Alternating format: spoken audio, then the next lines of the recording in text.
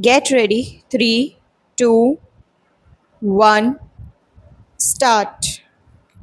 Sir, as the Honorable Minister has already made it clear that this bill has been brought forward for our consideration after due consultation with the central trade unions, and this bill has been necessitated by the fact that the amendment in the Industrial Disputes Act in 1982 excluded the workers in hospitals and other educational institutions from the purview of the Act.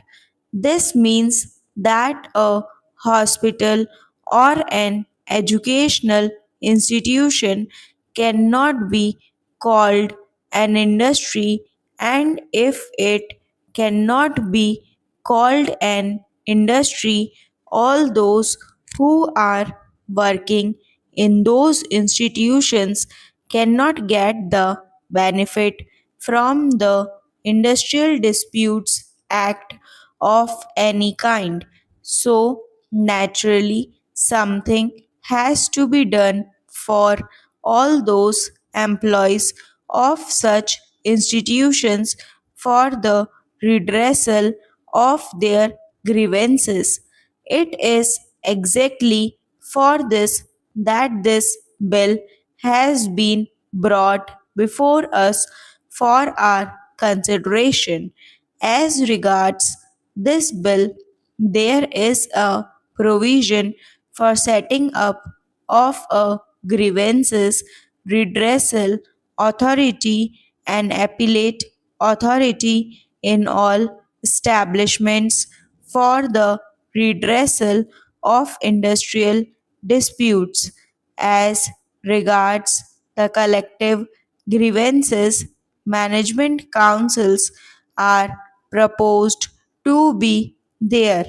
Naturally, this has to be done by the employers or by those who actually are managing those institutions.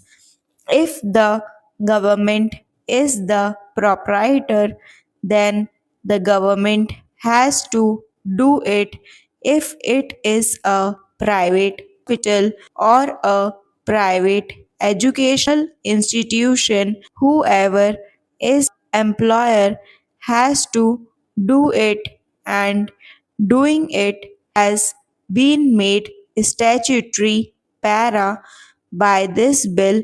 It will be the bounden duty to evolve such machinery for redressal of the grievances of the employees and other employees therein.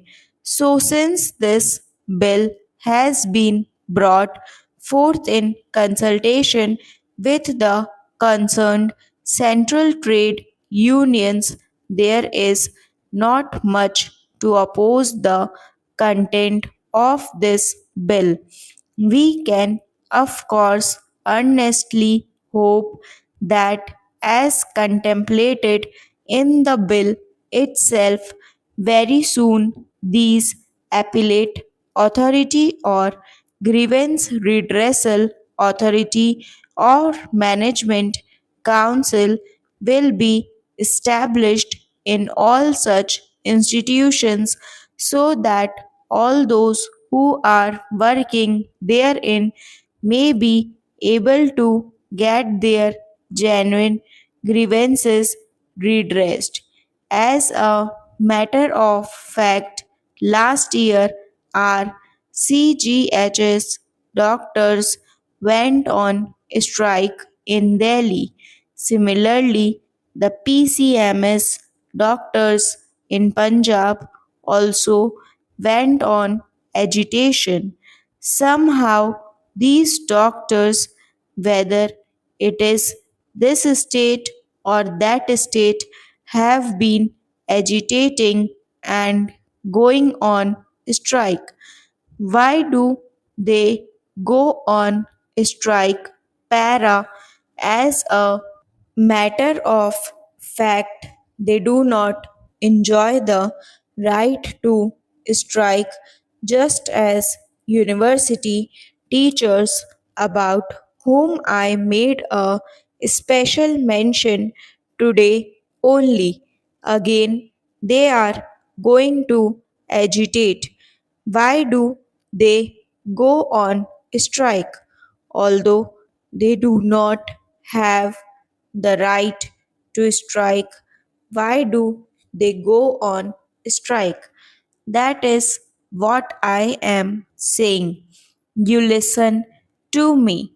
They go to strike compelled by circumstances when they are not able to get justice, economic and social due to them, then whether you give them the right to strike or not, whether it is on the statute books or not, the workers, the wage earners must take that action ultimately.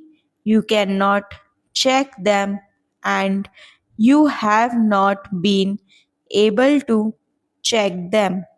After all, you have to come to terms with them.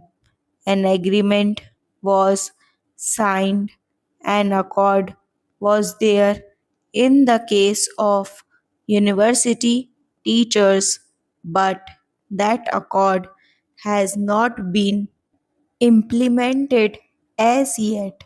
Those university teachers and employees are also covered under this bill.